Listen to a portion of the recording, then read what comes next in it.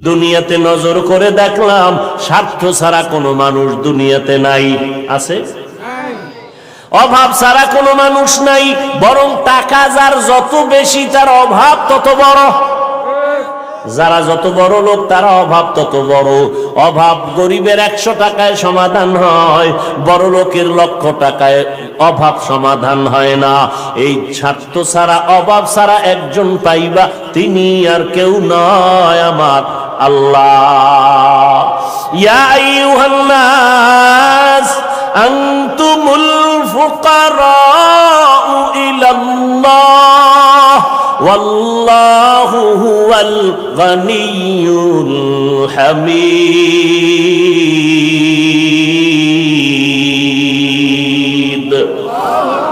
গরতাওয়াকুল মিকুনি হর সবহ শাম মিরাসানাদ রিজকে তু আজলা মাকাম। বাহাদুরি করিও না রে বাবা, অন্যের সাহায্য ছাড়া চলা যাবে না। দোয়াও কিন্তু একটা সাহায্য, দোয়াও সাহায্য, সাহায্য ছাড়া চলা যাবে না। মা বাবায় দোয়া করে, এর সাহায্যে আমরা বড় হয়েছি। মা বাবার ক্লান্ত পরিশ্রমের কারণে আমরা বড় হয়েছি, মা বাবার সহযোগিতায় বড় হয়েছি। কিন্তু স্বার্থ ছাড়া জমিনের মধ্যে কোনো মানুষ নাই, অভাব ছাড়া কেউ নাই। যার কোনো অভাব নাই তিনি হলেন আমার আল্লাহ, যার কোনো স্বার্থ নাই তিনি আমার আল্লাহ। এরে বান্দা, নিজেরে বড় মনে করলে ধ্বংস অনিবার্য। আল্লাহর এক বান্দা বড় আবেদ, আমার নবী সাহাবায়ে কেরামদের ঘটনা শুনাইতেছেন। বড় আবেদ, বনি ইসরাইলের ভেতরে নাম বড়, নাম ডাক বেশি, এত ইবাদত করতেছে। একদিন সিদ্ধান্ত নিয়ে নিল, ঘরের মধ্যে থাইকা ইবাদত একুরেট হয় না, মানুষের সাথে চলাফেরা, মন মানসিকতা নষ্ট হয়ে যায়। সিদ্ধান্ত নিয়া পাহাড়ের কিনারায় চলে গেল। পাহাড়ের উপরে উঠা ছোট্ট একটা রুম বানাইয়া ওইখানে আল্লাহর বান্দা ইবাদত করে। পাহাড়ের চূড়ায় সাধারণ মানুষ সেখানে যায় না, মন মানসিকতা নষ্ট হয় না। আল্লাহর বান্দা পাহাড়ের চূড়ায় গিয়া ইবাদত করে। ঘরের ভেতরে মা বড় একা, আম্মা জান ঘরের মধ্যে বসে মোটামুটি জীবন যাপন করে। সন্তান আসে না, ইবাদতের মজা পাইয়া পাহাড়ের চূড়ায় উঠে ওখানে ইবাদত করে। একদিন মা মনে মনে ভাবলেন, আমার সন্তান আমার কাছে না আসলে তো আমি ও থাকতে পারে, আমি মা তো থাকতে পারি না। কারণ আমি মা, সন্তানের আমি গর্ভ ধারণ করে কত কষ্ট করেছি। মা সিদ্ধান্ত নিল, আমি হেঁটে হেঁটে পাহাড়ের কিনারায় যাইয়া আমার বাবার চেহারাটা একটু দেখা কলবের সান্ত্বনা দিব। আম্মা জান ঘুমের থেকে উঠা সকালবেলা সূর্যের গরম যখন শুরু, হেঁটে হেঁটে পাহাড়ের কিনারায় চলে গেলেন। আল্লাহর বান্দা আবেদ পাহাড়ের চূড়ায় ইবাদত খানায় নামাজ পড়ে আর আল্লাহরে সিজদা দেয়। আম্মা জান পাহাড়ের কিনারায় যাইয়া সূর্যের আলোতে উপরে তাকাইতে কষ্ট হয়, হাতটাকে কপালের সামনে নিয়ে ছায়া দিয়া উপরে হালকা ভাবে তাকাইয়া এরপরে ডাক দিলেন, এই সন্তান, আমি তোর মা পাহাড়ের কিনারায় আসছি, একটু দেখা দাও। আমি মা তোমার চেহারাটা দেখার জন্য পাগলের মতো হয়ে গেলাম। আল্লাহর বান্দা পাহাড়ের উপর থেকে মায়ের কণ্ঠের আওয়াজটা শুনছে। এমন সময় ডাক দিছে মা, যেই সময় আল্লাহর বান্দা নামাজে দাঁড়ানো। চিন্তায় পড়ে গেল, এখন কি মায়ের ডাকে সাড়া দিব নাকি আমার মাওলার সাথে আমি কথা বলবো। সিদ্ধান্ত নিয়েই বান্দা মায়ের ডাকে আর সাড়া দেয় নাই, নামাজে দাঁড়ায় গেল, নামাজের ভিতরে মশগুল হয়ে গেল। আম্মা জান দীর্ঘ টাইম কষ্ট করে দাঁড়াইয়া সন্তান যখন সাড়া দেয় না, মা হালকা একটু কষ্ট নিয়ে বাড়ির মধ্যে রওনা। বাড়িতে চলে আসলেন, ঠিক আছে বাবা, তুই ইবাদত করো, ওখানে থাক, আমার ডাকে সাড়া দিলি না, দুঃখ নিয়ে চলে গেলাম। মা বাসায় চলে গেল, কিন্তু মায়ের চোখে ঘুম হয় না। সন্তানের প্রতি যে মায়ের এত মায়া, ওই মায়ের সন্তান মায়ের মায়া কখনো বুঝবে না। যদি সন্তানগুলো মায়ের কষ্ট বুঝতো, জীবনে কোনো সন্তান মায়ের কষ্ট দিতে পারতো না, মায়ের চোখের পানি ফালতে পারতো না। মা রাতের বেলা ঘুমাইতে পারে না, কষ্ট বুকের চাপা দিয়া, আবার পরের দিন মা বলে না আজকে আবার একটু যায় বাবারে ডাক দেই, দেখিনি একটু চেহারাটা দেখতে পারি, কলিজাটা ঠান্ডা করতে পারি। আবার আম্মা যান দ্বিতীয় দিন চলে গেলেন সূর্যের গরমে, পাহাড়ের কিনারায় যাইয়া হাতটারে কপালের কাছে নিয়ে আবার ডাক দিছে, ও সন্তান তোমার মা ডাকতেছে, আসো একটু পাহাড় থেকে আইসা মায়ের কাছে দেখা দিয়া যাও, কলিজা ঠান্ডা করো। সন্তান এখনো নামাজে দাঁড়ানো, এবারও চিন্তা করলো আমি মায়ের ডাকে সাড়া দিব নাকি আমি নামাজের মধ্যেই থাকবো। সিদ্ধান্ত আগের মতোই অটল, নামাজ আমি ছাড়বো না, মায়ের ডাকে কোনো সাড়াও দিব না। মা দ্বিতীয় দিনের মতো কষ্ট পাইয়া বিদায় নিয়ে বাসায় চলে গেলে, কিন্তু মা মনেরে বুঝাইতে পারে না সন্তানের কষ্ট কখন মন থেকে যায় না। এরে আল্লাহর বান্দা, স্বামী আর স্ত্রী এক জায়গায় ঘুমায়, হঠাৎ একদিন তাকায় দেখে স্ত্রী বালিশে মাথা লাগাইয়া গুনগুন গুনগুন করে কান্না করে। আব্বা জান জিজ্ঞাসা করে, বিবি কাঁদো কেন? কয় তোমার ঘুম তুমি ঘুমাও, আমি মনের দুঃখে কাঁদি। বলে কি দুঃখ? তোমার জানার দরকার নাই।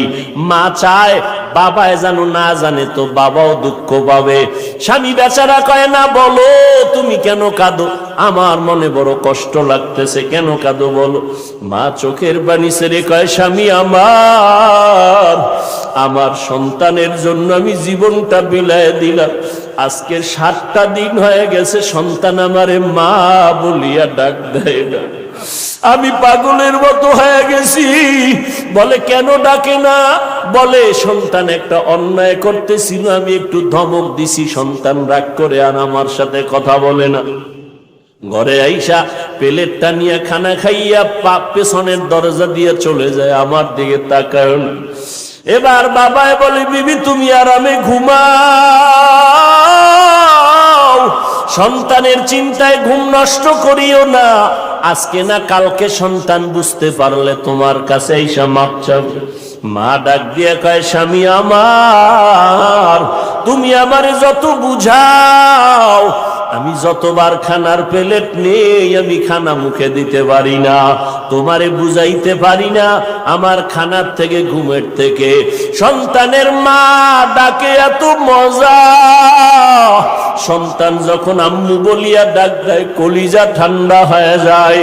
ও সন্তানেরা, ওই মা বাবা যারা কবরে রাইখে আজকে বাহাদুরি করো রে বাবা, ওই আল্লাহর বান্দি দ্বিতীয় দিনও কষ্ট পাইয়া বিদায়, কিন্তু রাতের ঘুম নাই, মনের মধ্যে বড় কষ্ট। নবীজি সাহাবায়ে কেরামদের সামনে ঘটনা বলেন আর কাঁদতেছেন, সাহাবায়ে কেরামরাও কান্নার আওয়াজ। মায়ার নবী বলেন, ও সাহাবায়ে কেরাম, ওই মা তৃতীয় দিন আবার চলে গেল পাহাড়ের কিনারায়, যাইয়া ডাক দিছে, বাবা একবার না দুইবার না, তৃতীয়বারের মতো আমি তোমার দরজায় এসে গেলাম, একটু পাহাড় থেকে নাইমা সারা দাও। আজও সন্তান নামাজে দাঁড়ানো, আল্লাহর মোহাব্বতে আর মায়ের ডাকে সারা দেয় না। 2 দিন মা কষ্ট পাইয়া কিছু বলে নাই, চলে গেছে। আজকে কষ্ট পাইয়া আর নিজের কন্ট্রোল করতে পারে না, আসমানের দিকে তাকাইয়া একটা কথা বলিয়েই ফেলছে। আসমানের দিকে তাকাইয়া বলে, ও আসমানের মালিক, এমন সন্তান দিয়ে কি হবে আমার, যেই সন্তান আমার 3 দিনের কষ্ট বুঝলো না রে আল্লাহ, আমার মনটারে মানাইতে পারি না। ওর তো একদিন মরণ হবে, তবে আমার একটা দাবি, ওরে তুমি জেনাকারিনী মহিলার চেহারা না দেখাইয়া মরণ দিবা না। কঠিন এক কথা আসমানে লাগাই দিলেন, আসমানে কবুল হয়ে গেছে। মা বাবার দোয়া, বড়দোয়ার মাঝখানে কোনো পর্দা থাকে না, আর সে আজিমে ডাইরেক্ট চলে যায়। এই যুবক, জিরি মাদ্রাসায় বলে আসছি, আল্লাহর কসম করে বলে গেলাম, কুতুবদিয়ার মুসলমান, কসমের কথা বিশ্বাস না করলে তোমার ঈমান দুর্বল। আল্লাহর কসম, ওয়াল্লাহি বিল্লাহি তাল্লাহি, 3 বার কসম করে বলে গেলাম, বিশেষ করে যুবকদেরকে বলছি, মরার আগে যদি পঙ্গু হইয়া বিছানায় কষ্ট পাইয়া মরতে চাও, তাহলে মার সাথে বাবার সাথে বেয়াদবি কর, শিক্ষকের সাথে বেয়াদবি কর, মুরব্বীদের সাথে বেয়াদবি কর। আল্লাহর কসম, মরার আগে তুই পঙ্গু না হইয়া মরবি না, লিখে রাখ। আমার কথাটাকে যদি অবিশ্বাস করো, তোমার ঈমান চলে যাবে, কারণ আমি 3 বার কসম খেয়ে বলে গেছি। এখন তুমি পণ্ডিতেরা প্রশ্ন করবা, হাফিজ সাহেব তুমি মনের রাগে বললা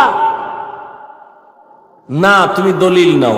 ক্বালান নবিয়্যু সাল্লাল্লাহু আলাইহি ওয়া আলিহি ওয়া সাল্লাম, ইসনানি ওয়াজ্জিলুহুম আল্লাহু ফিদ দুনিয়া আল বাগয়ু ওয়া উকুকুল ওয়ালিদাইন, আও কামা ক্বালান নবিয়্যু আলাইহি সালাতু ওয়াস সালাম।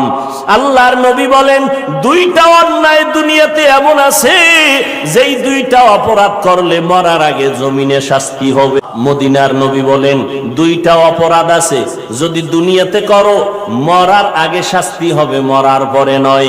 1 নাম্বার অপরাধের নাম জুলুম, 2য় অপরাধের নাম হলো মা বাবার সাথে বেয়াদবি। যারা মা বাবার সাথে বেয়াদবি করবে, নবী বলেন তাদের শাস্তি হবে মরার আগে দুনিয়ার জমিনে। যারা জুলুম করবে, ওস্তাদের ইজ্জতের উপর আঘাত করবে, ভাইয়ের উপরে জুলুম করবে, বোনের উপরে জুলুম করবে, প্রতিবেশীর উপরে জুলুম করবে, গরিবের উপরে জুলুম করবে, এই জালেমের বিচার আমার আল্লাহ মরার আগেই করে নিবেন। ও আল্লাহর বান্দারা, মা যখন কথাটা বলেই ফেললেন, আসমানে কবুল হয়ে গেল। কি বরদোয়া করলেন? মা গেছেন, ভুলে গেছেন? জেনাকারিনী মহিলার চেহারা না দেখাইয়া মারবা না। মা কিন্তু কঠিন কয় নাই, যদি কইতো জেনা না করাইয়া মারবা না, তো আরো কঠিন হয়ে যাইত। মা একটু পাশ কাটায় বললেন, ও জেনা টেনা করবে না, কিন্তু জেনাকারিনী মহিলার চেহারা দেখে মরবে, এটাও একটা অভিশাপ। একটু মহিলা দেখবে না, কারণ আমার বাচ্চা তো ইবাদত করে পাহাড়ের চূড়ায়, সে কোনো নারী দেখবে না, কিন্তু দেখতে গেলেও জানো নামাজি না, একটা জেনাকারিনী নারী দেখবে। পুরা বনি ইসরাইলের মাঝে প্রশংসা, পাহাড়ের চূড়ায় আল্লাহর বান্দা এত পরিমাণে ইবাদত করে যে তার ইবাদত আল্লাহর প্রতি এতটা অগাধ বিশ্বাস, পৃথিবীর কেউ তাকে আল্লাহর থেকে বিন্দু পিছপা ঘটাতে পারবে না, গাফেল করতে পারবে না। ওই এলাকার এক সুন্দরী মহিলা, রূপসী, সে কয় এত প্রশংসা তারে কেউ আল্লাহর থেকে আলাদা করতে পারবে না। কয় না, কেউ পারবে না। কয় আমি পারব। সুন্দরী মেয়ে বলে আমি পারব। এই মেয়ে হাঁটতে হাঁটতে ওই পাহাড়ের চূড়ায় উঠছে, উঠা দেখে আল্লাহর বান্দা নামাজে দাঁড়ানো। ওর কামি শুধু আল্লাহর সেজদা দেয়, নামাজে দাঁড়ায়, তেলাওয়াত করে, দিয়ে কাজ চলতেছে, নামাজ আর নামাজ আর নামাজ। ওই মহিলা আল্লাহর আবেদ বান্দার সামনে দাঁড়ালো। যেই সূরাতটা ধরলে আল্লাহর বান্দার নজর চলে আসবে, জিনা করার জন্য বাধ্য হবে, এমন কৌশল কোনটা বাদ দেয় নাই মহিলা। কিন্তু তাকায় দেখে আল্লাহর বান্দা একটা নজর কোনো দিকে ডান বাম করে না, নিচের দিকে নজর, আল্লাহর মোহব্বতের ভিতরে মশগুল। বলবেন মহিলা হাতটা ধরবে না, রে বাবা এটা সম্ভব না। আল্লাহর উপরে ভরসা কইরা যারা চলবে, এদের গায়ে টাচ করার ক্ষমতা কোনো বাহাদুরের নাই।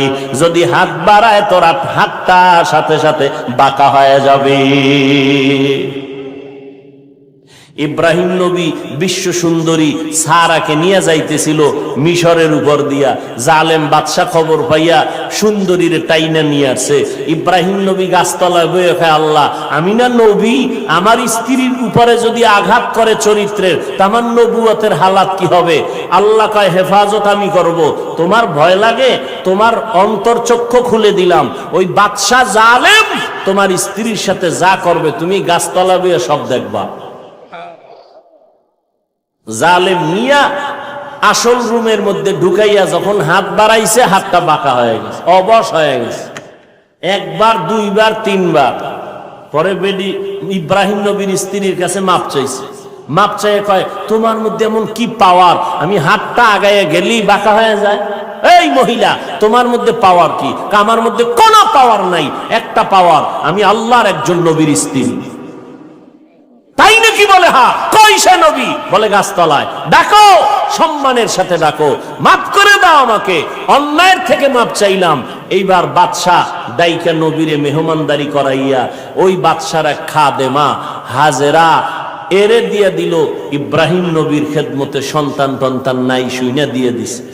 ইব্রাহিম নবী বিবাহের বন্ধনে আবদ্ধ কইরা এরপরে সে 80 বছরের পরে মাওলা একটা সন্তান দিলেন ইসমাইল নামে। তাও প্রথম স্ত্রীর থেকে নয়, দ্বিতীয় স্ত্রী হাজেরা আলাইহাস সালাম থেকে। ওই মহিলা পাহাড়ের চূড়ায় উঠা আল্লাহর বান্দার সামনে যত অপকৌশল করার প্রয়োজন করছে, কিন্তু বান্দার দিলকে তার দিকে আকৃষ্ট করতে। এই যুবক, বুঝো কিছু, তুমিও মুসলমান, আর তোমার মন আকৃষ্ট করবে কিভাবে? তুমি আকৃষ্ট আর একজনকে করতেছ। একজনকে করলে তো যে হ্যাঁ একবারই মাইয়ার মন আকৃষ্ট করে বিয়ে করে জীবন চালায়। তুমি করতে করতে 10টা মাইয়ার জীবনের উপরে আক্রমণ করেছ। এর ঝাল আল্লাহ দুনিয়ায় মিটাবে, মরার পরে না। জুলুম করেছ নারীর ইজ্জতের উপরে, বিচার হবে মরার আগে। রসুলের হাদিস। মহিলা এবার সার্থক না ব্যর্থ দেখছেন নি? আপনারা এরকম বেউস পাহাড়ের চূড়ায় মহিলা কি সার্থক না ব্যর্থ? সার্থক। ব্যর্থ হয়ে গেল, পুরুষের সাথে দুর্বল হয়ে গেল, পারলো না, জিততে নাইমে আসে নিচে। কয় যখন সোজা পারি নাই, এবার বাঁকা তোরে ঠিক করুন। বাঁকা কি? নিচে নাইমা চলে গেল। ওই পাহাড়ের পাশে একটা বিশাল খোলা ময়দান, ময়দানের ভিতরে একটা রাখাল বকরি চড়ায়। ওই রাখালকে ধরলো, রাখালের সামনে যাইয়া অপকৌশল করে রাখালের সাথে জিনা করেছে এই নারী। একটা ছেলে সন্তান হয়ে গেল। ছেলে সন্তানটা হাতের মধ্যে নিয়া ওই বেশ্যা নারী এলাকায় ঘুরে আর কয় এই বাচ্চা হলো ওই পাহাড়ের চূড়ায় আবেদওয়ালা বান্দার বাচ্চা। দেখছেননি কারবার? ঘুমাইতেছেন আপনারা না? আজ যে ওয়াজ চলে এত পুরান ওয়াজ, আপনারা সবাই জানেন, ঘুমাইলেই হয়। বাচ্চা কার জানেননি? কার কার? আর মহিলা প্রচার করে কার? আল্লাহ জানেনি? মায়ের বরদোয়া একদিক, ওদিকেও আল্লাহর কাছে কামতেছে। দুই দ্বিমুখী সংঘর্ষ চলতেছে। একদিকে মা কইছে জেনাকারিনী মহিলার চেহারা দেখাও, ওদিকেও আল্লাহরে ডাকতেছে জানো ইজ্জত নষ্ট না হয়। মা কইছে আল্লাহ আমার সন্তানের জেনাকারিনীর চেহারা না দেখাইয়া মরণ দিও না। এই ঘটনা শুনে জেনাকারিনী মহিলা বাচ্চা নিয়ে হাজির। আল্লাহর বান্দা সেজদায় পড়ে কান্না করে কয় আল্লাহ তুমি আমারে মাফ করিয়া দাও, উম্মতের সামনে তুমি সত্যটারে জাহের করে দাও, সত্যটারে তুমি প্রকাশ করে দাও, ইজ্জতের হেফাজত করো। নামাজ পড়ে কান্নাকাটি করে দোয়া করে এইবার মহিলার সামনে দাঁড়াইল। মায়ের বরদোয়াটা এইবার কবুল হয়ে গেল। এইবার মহিলারে কয় তুই নাকি আমার বিরুদ্ধে বলেছো? কয় হ্যাঁ। কি বলছো? কয় বাচ্চা তোমার। কয় নাউযুবিল্লাহ, বাচ্চা আমার? বলে হ্যাঁ। দে বাচ্চা আমার কোলে দে। আল্লাহর বান্দা বাচ্চাটা কোলের মধ্যে নিয়া এরপর বাচ্চারে একটু হাত স্পর্শ করে কয় এই বাচ্চা তুই বল। বাচ্চা তো দুধের মাত্র বাচ্চা, কথা বলতে পারে না। বল তোর বাপকে। মুহূর্তের মধ্যে বাচ্চার জবান খুলে গেল। বাচ্চা বলে আমার বাপ হলো রাখাল। আমার বাপকে? মায়ের কোলে দুধের বাচ্চা কথা বলেছেন যেমন মারিয়াম আলাইহিস সালামের সন্তান ঈসা আলাইহিস সালাম। মায়ের কোলে দুধের বাচ্চা ঈসা নবী কথা বলেছেন শিশু অবস্থায়। ইউসুফ নবীরে যখন জুলাইখা আটকাইয়া দিছিল স্বামীর সামনে জুলাইখার স্বামীর সামনে ইউসুফ দাঁড়ানো। যখনই এগুলো সব স্পষ্ট হলো, ইউসুফ নবী বলল, আমার কোনো দোষ নেই, জুলাইখার দোষ, সাক্ষী দাও। ইউসুফ নবীর সামনে তখন এক মহিলা দুধের বাচ্চা নিয়ে দাঁড়ানো। ইউসুফ নবী বললেন, আমি সত্যবাদী না জুলাইখা সত্যবাদী, দুধের বাচ্চা সাক্ষী দিবে। বাচ্চা কয়, বাচ্চা কথা বলতে পারেনি, কয় প্রশ্ন করার দায়িত্ব তোমার, জবাব দেওয়ার দায়িত্ব এই বাচ্চা। যখন জিজ্ঞাসে বাচ্চা কথা বলে দিছে, কোরআন শরীফের আয়াত। বাচ্চা ইউসুফ নবীকে নির্দোষ প্রমাণের জন্য একটা স্কেল দিয়ে দিছে। এরে কুতুবদিয়ার মুসলমান, আমার মাওলার কুদরত বড় কঠিন। মায়ের বরদোয়াটাও আল্লাহ কাজে লাগাইলেন, জেনাকারী নারীর চেহারা পর্যন্ত দেখায় দিলেন। আবার বাচ্চার মাধ্যমে আল্লাহর বান্দার ইজ্জতের হেফাজত করলেন। সত্যের উপরে যদি চলো রে বাবা, মা বাবার দোয়া নিয়ে যদি আগাইতে পারো, দুনিয়ার কোনো ভয় নাই, হালাল খাইয়া চলবা, আল্লাহ বিজয়ের মালা গলায় পরাইয়া দিবেন। কয়দিন আর দুনিয়ায় বাহাদুরি করবারে বাবা, আল্লাহ যদি সমুদ্রের একটু হুকুম করে, একটু গরম হয়ে যা, রাতের ঘুমের মধ্যে 1 মিনিট লাগবে না কুতুবদিয়ারে ধ্বংস করার জন্য, 1 মিনিটও লাগবে না। আল্লাহ কয়, বান্দা আমার স্মরণ কর, আমি আল্লাহর কাছে সাহায্য চাও। সাহায্য কেমনে চাইবা? ধৈর্য আর নামাজের মাধ্যমে সাহায্য প্রার্থনা করো। আজকে আমাদের ভেতরে ধৈর্যের বড় অভাব, নামাজের বড় অভাব। ও যুবকেরা, ও পর্দার আড়ালের আম্মা জানেরা, আজকে নামাজের এত বয়ান, এক বেলার নামাজ ছেড়ে দেওয়ার কোনো সুযোগ নাই। ও যুবক, এক বেলার নামাজ ছাড়ার কোনো কায়দা নাই, অথচ তুমি নামাজ পড়ো না রে বাবা। আজকে আমি তোমাকে কিন্তু এই কথা বলি নাই আমগো মতো হুজুর হইয়া যাও, পাঁচকল্লি মাথায় দাও একবারও বলি নাই, কওমি মাদ্রাসায় পড়ো তাও বলি নাই, স্কুলের লেখাপড়া বন্ধ করো তাও বলি নাই।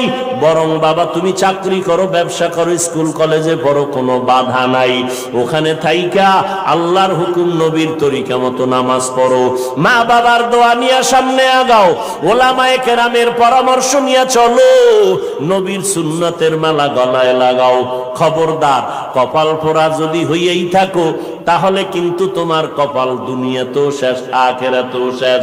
কিছু কপাল পোড়া এমন আছে, বুঝাইলে উল্টা আমারে বুঝানোর চেষ্টা করে। যদি কই ভাইজান টুপি কেন পরো না, ও তো বলা দরকার, ভাই হুজুর টুপি মাথায় দেওয়া দরকার, নবীর সুন্নত, এটা তো কোনো পিসাবের সুন্নত না, নবীর তরিকা। হুজুর আমি পারি না, দোয়া করবেন, চেষ্টা করব। কিন্তু কিছু নেমক হারাম, বেপরোয়া আল্লাহর বান্দা, এদের জবাবটা এমন অহংকারী জবাব। কয় হুজুর টুপি মাথায় না দিলে অসুবিধা কি? টুপির মধ্যেই কি ইসলাম? দাড়ির মধ্যেই কি ইসলাম? পোশাকের মধ্যেই কি ইসলাম? এই রকম বেপরোয়া আল্লাহর বান্দা নবীর দুশ্মন আছে না নাই? টুপির মধ্যে ইসলাম নাই, দাড়ির মধ্যে নাই, পোশাকে নাই, পর্দায় নাই, হালালে নাই, তো ইসলাম কই? সমুদ্রের তলদেশে। বিনয়ী হয়ে যাও রে বাবা, নিজের ছোট বানাইয়া চলো। কোন আলেম যদি বলে বাবা নামাজ কেন পড়ো না, তোমার জবাব থাকবে হুজুর নামাজ অবশ্যই পড়া দরকার, আমি চেষ্টা করি পারি না, একটু দোয়া কইরা দেন সামনের থেকে যেন নামাজ ধইরা ফালাইতে পারি। বিনয়ের সাথে দোয়া চাওয়ার চেষ্টা করো, অপরদিকে মা বাবার দোয়া নিয়ে আগাও। ও যুবক ভাই, আমি তোমারও সামনে উদাহরণ পেশ করি, সব জায়গায় বলি, তোমার মতো যুবক 5 বেলার নামাজ পড়ে, এই জমিনের মধ্যে স্কুল কলেজে পড়িয়াও নামাজ পড়ে আছে না নাই? ভাইরা আমার, 5 বেলার নামাজ পড়ে অভাব নাই। তোমার আমার মতো যুবক সন্তান নবীর তরিকা মতো চলে, চাকরি করে, ব্যবসা করে, অভাব নাই। আল্লাহর মোহাব্বত নিয়া আল্লাহর কাছে তওবা করো, তওবার দরজা খোলা। মনে মনে বলো, হে আল্লাহ, আর নামাজ ছাড়বো না, বেপরদায় চলবো না, মা বাবাকে কষ্ট দিব না, উলামায়ে কেরামের পরামর্শ নিয়ে চলবো, নবীর তরিকায় চলবো, উলামায়ে কেরামের পরামর্শ নিয়ে চলবো, নবীর সুন্নাত মেনে চলবো। আল্লাহর কাছে যদি তওবা করার নিয়ত হয়, খাঁটি তওবা করার নিয়ত যাদের আছে দুটো হাত আমার আল্লাহকে দেখায়া দাও। আয় আল্লাহ, আমাদের হাতগুলো কবুল করে নেন, তওবা কবুল করে নেন, তওবার উপরে মজবুত হইয়া চলার মতো তৌফিক দান করেন, আমিন।